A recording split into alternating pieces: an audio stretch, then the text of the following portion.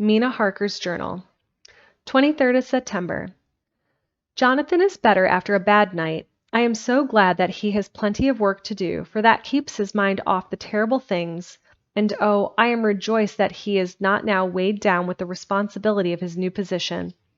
I knew he would be true to himself, and now how proud I am to see my Jonathan rising to the heights of his advancement and keeping pace in all ways with the duties that come upon him. He will be away all day till late, for he said he could not lunch at home. My household work is done, so I shall take his foreign journal and lock myself up in my room and read it. 24th of September. I hadn't the heart to write last night. That terrible record of Jonathan's upset me so. Poor dear, how he must have suffered. Whether it be true or only imagination, I wonder if there is any truth in it at all. Did he get his brain fever and then write all those terrible things? Or had he some cause for it all? I suppose I shall never know, for I dare not open the subject to him. And yet that man we saw yesterday, he seemed quite certain of him. Poor fellow. I suppose it was the funeral upset him and sent his mind back on some train of thought. He believes it all himself. I remember how on our wedding day he said, unless some solemn duty come upon me to go back to the bitter hours, asleep or awake, mad or sane. There seems to be through it all some thread of continuity. That fearful Count was coming to London. If it should be, and he came to London with its teeming millions, there may be a solemn duty, and if it come, we must not shrink from it. I shall be prepared. I shall get my typewriter this very hour and begin transcribing. Then I shall be ready for other eyes if required. And if it be wanted, then, perhaps, if I am ready, poor Jonathan may not be upset. For I can speak for him and never let him be troubled or worried with it at all. If ever Jonathan quite gets over the nervousness, he may want to tell me of it all, and I can ask him questions and find out things, and see how I may comfort him. Letter. Van Helsing to Mrs. Harker, 24th of September. Confidence. Letter. Van Helsing to Mrs. Harker, the 24th of September. Dear Madam, I pray you to pardon my writing, in that I am so far friend as that I sent to you sad news of Miss Lucy, Westenra's death. By the kindness of Lord Godalming, I am empowered to read her letters and papers, for I am deeply concerned about certain matters vitally important. In them I find some letters from you which show how great friends you were and how you love her. Oh, Madame Mina, by that love I implore you to help me. It is for others' good that I ask, to redress great wrong, and to lift much and terrible troubles, that may be more great than you can know. May it be that I see you. You can trust me. I am friend of Dr. John Seward and Lord Godalming. That was Arthur of Miss Lucy. I must keep it private for the present from all. I should come to Exeter to see you at once if you tell me I am privileged to come, and where and when. I implore your pardon, madam. I have read your letters to poor Lucy, and know how good you are and how your husband suffer. So I pray, if you may be enlighten him not, lest it may harm. Again your pardon and forgive me, Van Helsing. Telegram, Mrs. Harker to Van Helsing, 25th of September. Come today by 10:15 train if you can catch it. Can see you any time you call. Wilhelmina Harker. Mina Harker's Journal, 25th of September. I cannot help feeling terribly excited as the time draws near for the visit of Dr. Van Helsing, for somehow I expect that it will throw some light upon Jonathan's sad experience. As he attended poor dear Lucy at her last illness, he can tell me all about her. That is the reason of his coming. It is concerning Lucy and her sleepwalking, and not about Jonathan. Then I shall never know the real truth now. How silly I am! That awful journal gets hold of my imagination and tinges everything with something of its own color. Of course, it is about Lucy. That habit came back to the poor dear, and that awful night on the cliff must have made her ill. I had almost forgotten in my own affairs how ill she was afterwards. She must have told him of her sleepwalking adventure on the cliff, and that I knew all about it, and now he wants me to tell him about it, so that he may understand. I hope I did right in not saying anything of it to Mrs. Westenra. I should never forgive myself if any act of mine, were it even a negative one, brought harm on poor dear Lucy. I hope, too, Dr. Van Helsing will not blame me. I have read so much trouble and anxiety of late that I feel I cannot bear more just at present. I suppose a cry does us all good at times, clears the air as other rain does. Perhaps it was reading the journal yesterday that upset me, and then Jonathan went away this morning to stay away from me a whole day and night, the first time we have been parted since our marriage. I do hope the dear fellow will take care of himself, and that nothing will occur to upset him. It is 2 o'clock, and the doctor will be here soon now. I shall say nothing of Jonathan's journal unless he asks me. I am so glad I have typewritten out my own journal, so that in case he asks about Lucy, I can hand it to him. It will save much questioning. Later. He has come and gone. Oh, what a strange meeting, and how it all makes my head whirl around. I feel like one in a dream. Can it be all possible, or even a part of it? If I had not read Jonathan's journal first, I should never have accepted even a possibility. Poor, poor dear Jonathan, how he must have suffered. Please the good God, all this may not upset him again. I shall try to save him from it, but it may be even a consolation and a help to him, terrible though it be, and awful in its consequences, to know for certain that his eyes and ears and brain did not deceive him, and that it is all true. It may be that is the doubt which haunts him, that when the doubt is removed, no matter which, waking or dreaming, may prove the truth, he will be more satisfied and better able to bear the shock. Dr. Van Helsing must be a good man as well as a clever one if he is Arthur's friend and Dr. Seward's, and if they brought him all the way from Holland to look after Lucy. I feel from having seen him that he is good and kind and of noble nature. When he comes tomorrow, I shall ask him about Jonathan, and then, please God, all this sorrow and anxiety may lead to a good end. I used to think I would like the practice interviewing. Jonathan's friend on the Exeter News told him that memory was everything in such work, and that you must be able to put down exactly almost every word spoken, even if you had to refine some of it afterwards. Here was a rare interview. I shall try to record it verbatim. It was 2:30 when the knock came. I took my courage à deux mains and waited. In a few minutes Mary opened the door and announced Dr. Van Helsing. I rose and bowed, and he came towards me, a man of medium height, strongly built, with his shoulders set back over a broad, deep chest, and a neck well balanced on the trunk as the head is on the neck. The poise of the head strikes one at once as indicative of thought and power. The head is noble, well-sized, broad, and large behind the ears. The face, clean-shaven, shows a hard, square chin, a large, resolute, mobile mouth, a good-sized nose. Rather straight, but with quick, sensitive nostrils that seem to broaden as the big, bushy brows come down and the mouth tightens. The forehead is broad and fine, rising at first almost straight, and then sloping back above two bumps or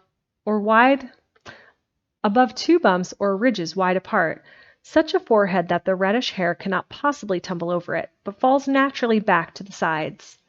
Big, dark eyes are set widely apart, and are quick and tender or stern with the man's mood. He said to me, "Mrs. Harker, is it not?" I bowed assent. "That was Miss Mina Murray again," I assented. "It is Mina Murray that I came to see, and that was friend of that poor dear child, Lucy Westenra. Madam Mina, it is on account of the debt I come." "Sir," I said, "you could have no better claim on me than that you were a friend and helper of Miss Lucy Westenra." And I held out my hand. He took it and said tenderly, "Oh, Madam Mina, I knew that the friend of that poor Lily girl must be good, but I had yet to learn." He finished his speech with a courtly bow. I asked him what it was that he wanted to see me about. So he at once began. "I have read your letters to Miss Lucy. Forgive me, but I had to begin to inquire somewhere, and there was none to ask. I know that you were with her at Whitby. She sometimes kept a diary. You need not look surprised, Madam Mina. It was begun after you had left, and was made in imitation of you.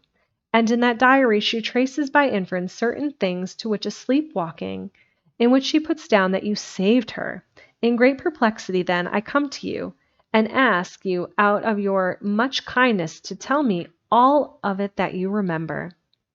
I can tell you, I think, Dr. Van Helsing, all about it. Ah, then you have good memory for facts, for details? It is not always so with young ladies. No, doctor, I wrote it all down at the time. I can show it to you if you like. Oh, Madame Mina, I will be grateful. You will do me much favor. I could not resist the temptation of mystifying him a bit. I suppose it is some of the taste of the original apple that remains still in our mouths. So I handed him the shorthand diary. He took it with a grateful bow and said, "May I read it?" "If you wish," I answered, as demurely as I could. He opened it, and for an instant his face fell. Then he stood up and bowed. "Oh, you so clever woman," he said. "I long knew that Mr. Jonathan was a man of much thankfulness. But see, his wife have all the good things. And will you not so much honor me and so help me as to read it for me? Alas, I know not the shorthand." By this time my little joke was over, and I was almost ashamed, so I took the typewritten copy from my work basket and handed it to him. "Forgive me," I said. "I could not help it, but I had been thinking that it was of dear Lucy that you wished to ask, and so, that you might not have to wait, not on my account, but because I knew your time must be precious, I have written it out on the typewriter for you." He took it, and his eyes glistened. "You are so good," he said, "and may I read it now? I may want to ask you some things when I have read." "By all means," I said. "Read it over whilst I order lunch, and then you can ask me questions whilst we eat." He bowed and settled himself in a chair, with his back to the light, and became absorbed in the papers, whilst I went to see after lunch, chiefly in order that he might not be disturbed. When I came back, I found him walking hurriedly up and down the room, his face all ablaze with excitement. He rushed up to me and took me by both hands. "Oh, Madam Mina," he said, "how can I say what I owe to you? This paper is as sunshine. It opens the gate to me. I am dazed, I am dazzled with so much light, and yet clouds roll in behind the light every time. But that you cannot comprehend. Oh, but I am grateful to you. You are so clever, woman. Madame," he said very solemnly, "if ever Abraham Van Helsing can do anything for you or yours, I trust you will let me know. It will be a pleasure and a delight if I may serve you as a friend, as a friend. But all I have ever learned, all I can ever do, shall be for you and those you love. These are darknesses in life, and there are lights. You are one of the lights. You will have happy life and good life, and your husband will be blessed in you." "But, doctor, you praise me too much, and you do not know me." "Not know you? I, who am old, who have studied all my life men and women, I, who have made my specialty the brain and all the belongings to him and that follow him. And I have read your diary that you have so goodly written to me, and which breathes out truth in every line. I, who have read your so sweet letter to poor Lucy of your marriage and your trust, not know you? Oh, Madam Mina, good women tell all their lives, and by day and by hour and by minute, such things that angels can read, and we men who wish to know have in us something of angels' eyes. Your husband is noble nature, and you are noble too, for your trust, and trust cannot be where there is mean nature. And your husband, tell me of him. Is he quite well? Is all that fever gone, and is he strong and hearty? I saw here an opening to ask him about Jonathan, so I said—" "He was almost recovered, but he has been greatly upset by Mr. Hawkins's death," he interrupted. "Oh, yes, I know. I have read your last 2 letters," I went on. "I suppose this upset him, for when we were in town on Thursday last, he had a sort of shock." "A shock? And after brain fever so soon? That was not good. What kind of shock was it?" "He thought he saw someone who recalled something terrible, something which led to his brain fever." And here the whole thing seemed to overwhelm me in a rush. The pity of Jonathan, the horror which he experienced, the whole fearful mystery of his diary, and the fear that has been brooding over me ever since, all came in tumult. I suppose I was hysterical, for I threw myself on my knees, and held up my hands to him and implored him to make my husband well again. He took my hands and raised me up and made me sit on the sofa and sat by me. He held my hand in his and said to me with oh such infinite sweetness, "My life is a barren and lonely one, and so full of work that I have not had much time for friendships. But since I have been summoned to here by my friend John Seward, I have known so many good people and seen such nobility that I feel much more than ever, and it has grown with my advancing years, the loneliness of my life. Believe me then that I come here full of respect for you, and you have given me hope. Hope not in what I am seeking of, but that there is good women still left to make life happy. Good women whose lives and whose truths may make good lessons for the children that are to be.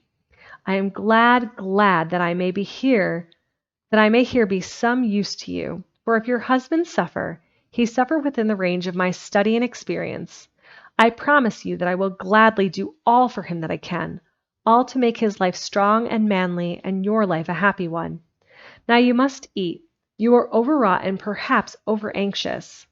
Husband Jonathan would not like to see you so pale, and what he likes not where he love is not to his good. Therefore, for his sake, you must eat and smile. You have told me all about Lucy, and so now we shall not speak of it, lest it be distressful. I shall stay in Exeter tonight, for I want to think much over what you have told me, and when I have thought, I will ask you questions, if I may. And then, too, you will tell me of husband Jonathan's trouble so far as you can, but not yet. You must eat now. Afterwards you shall tell me all. After lunch, when we went back to the drawing-room, he said to me, "And now tell me all about him." When it came to speaking to this great learned man, I began to fear that he would think me a weak fool and Jonathan a madman. That journal is all so strange, and I hesitated to go on. But he was so sweet and kind, and he promised to help, and I trusted him. So I said, "Dr. Van Helsing, what I have to tell you is so queer that you must not laugh at me or my husband. I have been since yesterday in a sort of fever of doubt. You must be kind to me and not think me foolish that I have even half believed some very strange things." He reassured me that by his nature as well as his word, when he said, "Oh, my dear, if you only knew how strange is the matter regarding which I am here, it is you who would laugh. I have learned not to think little of anyone's beliefs, no matter how strange it be. I have tried to keep an open mind, and it is not the ordinary things of life that could close it, but the strange things, the extraordinary things, the things that make one doubt if they be mad or sane." Thank you 1,000 times. You've taken a weight off my mind. If you will let me, I shall give you a paper to read. It is long, but I have typewritten it out. I will tell you my troubles and Jonathan's. It is the copy of his journal when abroad, and all that happened. I dare not say anything of it. You will read for yourself and judge. And then, when I see you perhaps, you will be very kind and tell me what you think. "I promise," he said, as I gave him the papers. "I shall in the morning, so soon as I can, come to see you and your husband, if I may. Jonathan will be here at 11:30, and you must come to lunch with us and see him then. You could catch the quick 3:34 train, which will leave you at Paddington before 8. He was surprised at my knowledge of the trains offhand, but he does not know that I have made up all the trains to and from Exeter, so that I may help Jonathan in case he is in a hurry." So he took the papers with him and went away, and I sit here thinking I do not know what. Letter by hand Van Helsing to Mrs. Harker, 25th of September, 6 o'clock.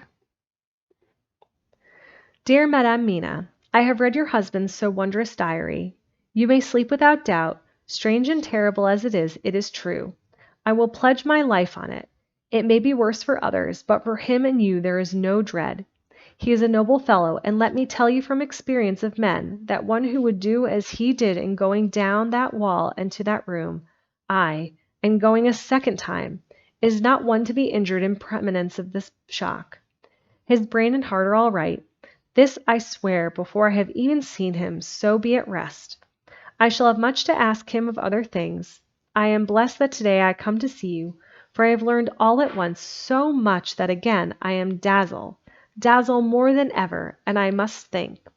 Yours, the most faithful, Abraham Van Helsing.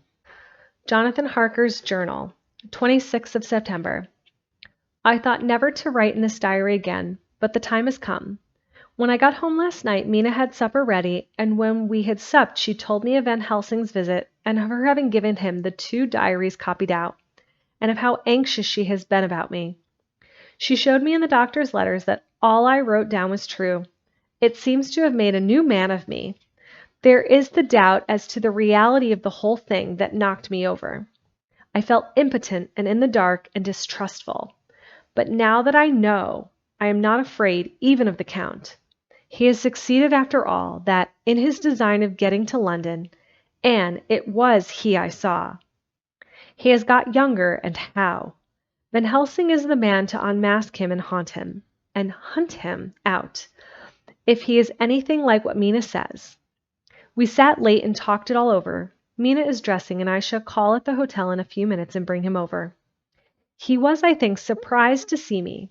When I came into the room where he was and introduced myself, he took me by the shoulder and turned my face round to the light and said after a sharp scrutiny, "But Madame Mina told me you were ill and that you had had a shock." It was as funny to hear my wife called Madame Mina by this kindly, strong-faced old man. I smiled and said, "I was ill, I have had a shock, but you have cured me already. And how?" "By your letter to Mina last night. I was in doubt, and then everything took a hue of unreality, and I did not know what to trust, even the evidence of my own senses. Not knowing what to trust, I did not know what to do, and so had only to keep on working in what had hitherto been the groove of my life. The groove ceased to avail me, and I mistrusted myself. Doctor, you don't know what it is to doubt everything, even yourself. No, you don't. You couldn't with eyebrows like yours." He seemed pleased and laughed as he said, "So you are a physiognomist. I learn more here with each hour.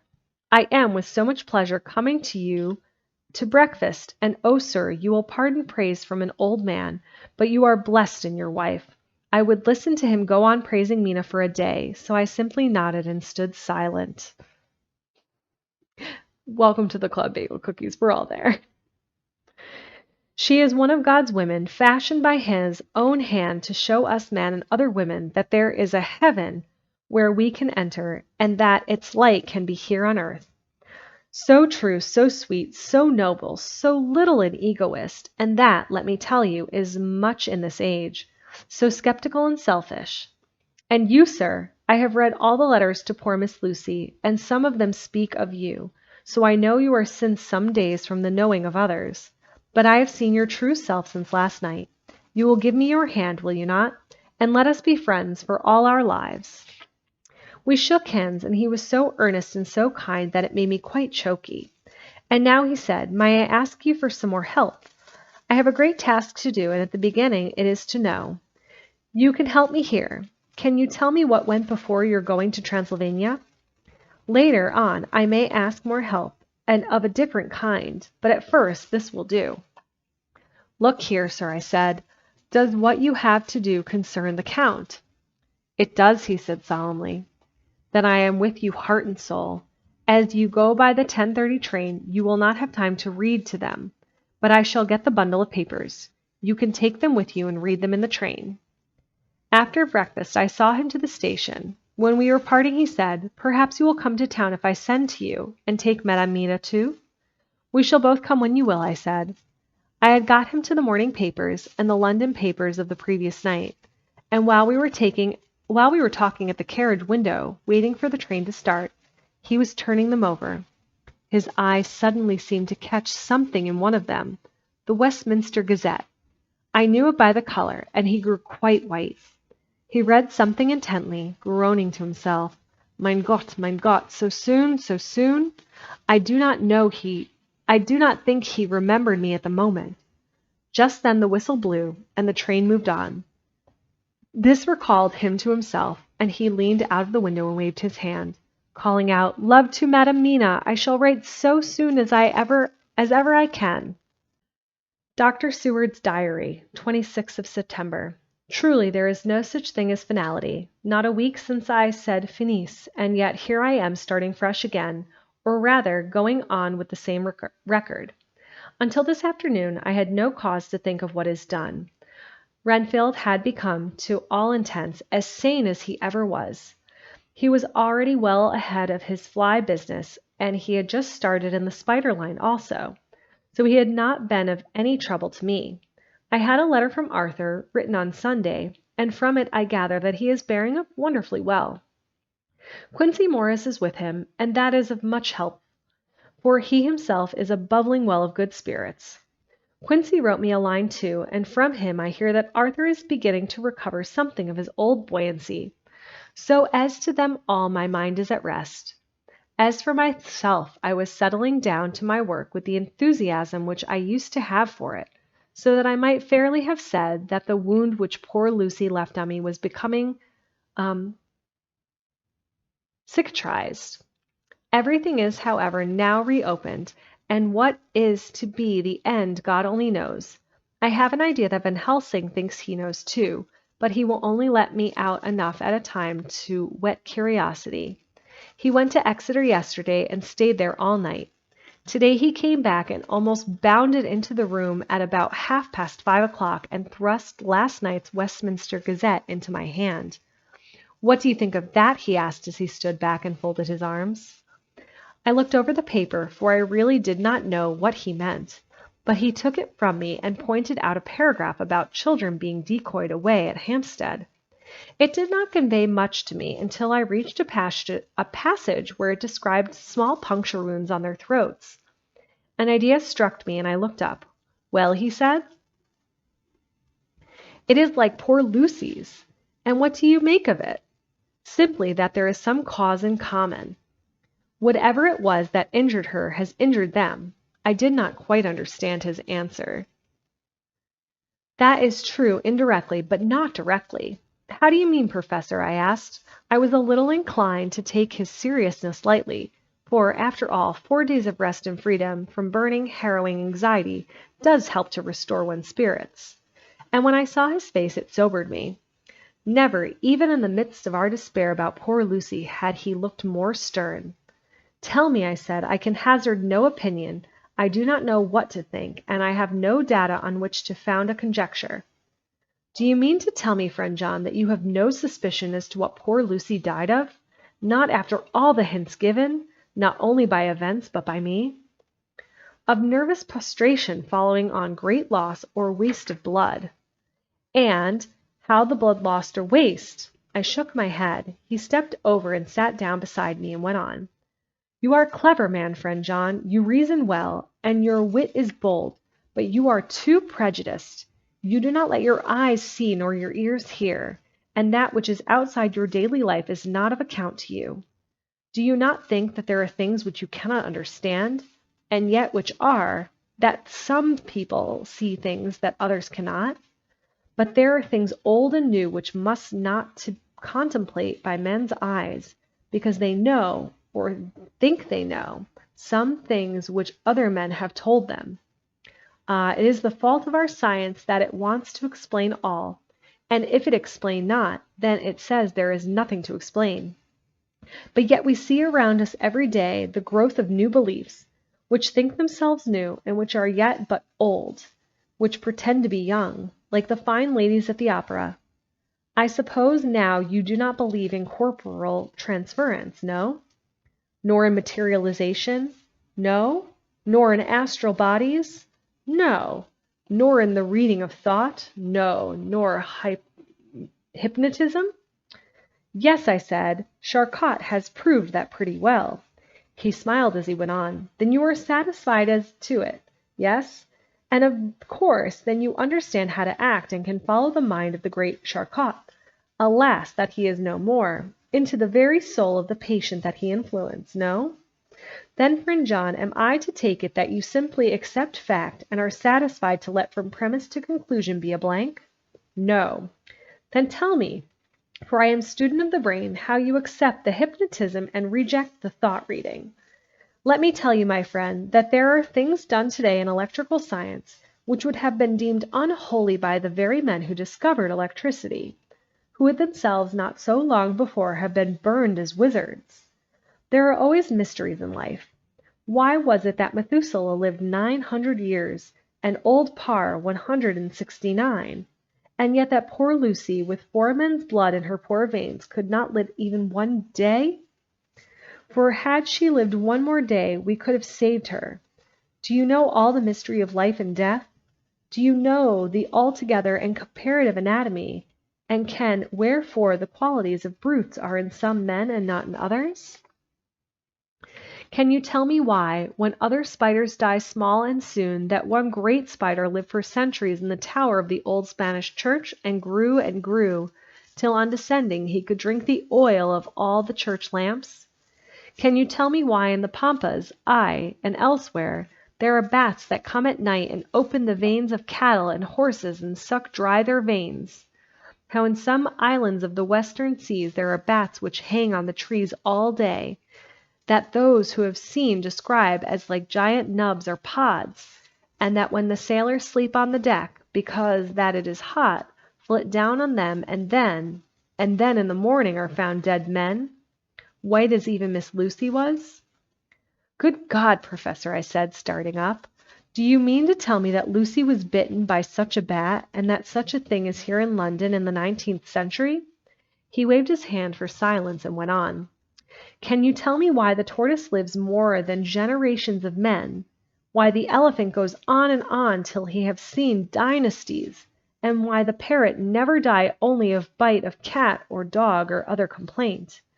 Can you tell me why men believe in all ages and places that there are some few who live on always if they be permit, that there are men and women who cannot die? We all know, because science has vouched for the fact, that there have been toads shut up in rocks for thousands of years, shut in one so small hole that only hold him since the youth of the world. Can you tell me how the Indian fakir can make himself to die and have been buried, and his grave sealed and corn sowed on it, and the corn reaped and be cut and sown and reaped and cut again, and then the men come and take away the unbroken seal, and that there lie the Indian fakir not dead, but that rise up and walk amongst them as before? Here I interrupted him. I was getting bewildered. So he crowded on my mind his list of nature's eccentricities and possible impossibilities, that my imagination was getting fired. I had a dim idea that he was teaching me some lesson, as long ago he used to do in his study in Amsterdam. But he used then to tell me the thing, so that I could have the object of thought in mind all the time. But now I was without this help, yet I wanted to follow him, so I said, Professor, let me be your pet student again. Tell me the thesis so that I can apply your knowledge as you go on. At present I am going in mind from point to point as a madman, and not a sane one. Follows an idea. I feel like a novice blundering through a bog in a mist, jumping from one tussock to another, in the mere blind effort to move on without knowing where I am going. This is good image, he said. Well, I shall tell you. My thesis is this. I want you to believe. To believe in things that you cannot? Let me illustrate. I heard once of an American who so defined faith, that which enables us to believe things which we know to be untrue. For one, I follow that man. He meant that we shall have an open mind, and not let a little bit of truth check the rush of a big truth, like a small rock does a railway truck. We get the small truth first. Good. We keep him, and we value him. But all the same, we must not let him think himself all the truth in the universe. Then you want me not to let some previous conviction injure the receptivity of my mind with regard to some strange matter. Do I read your lesson aright? You are my favorite pupil still. It is worth to teach you. Now that you are willing to understand, you have taken the first steps to understand. You think then that those so small holes in the children's throats were made by the same that made the holes in Miss Lucy? I suppose so. He stood up and said solemnly, Then you are wrong. Oh, would it were so! But alas, no. It is worse, far, far worse. In God's name, Professor Van Helsing, what do you mean? I cried. He threw himself with a despairing gesture into a chair.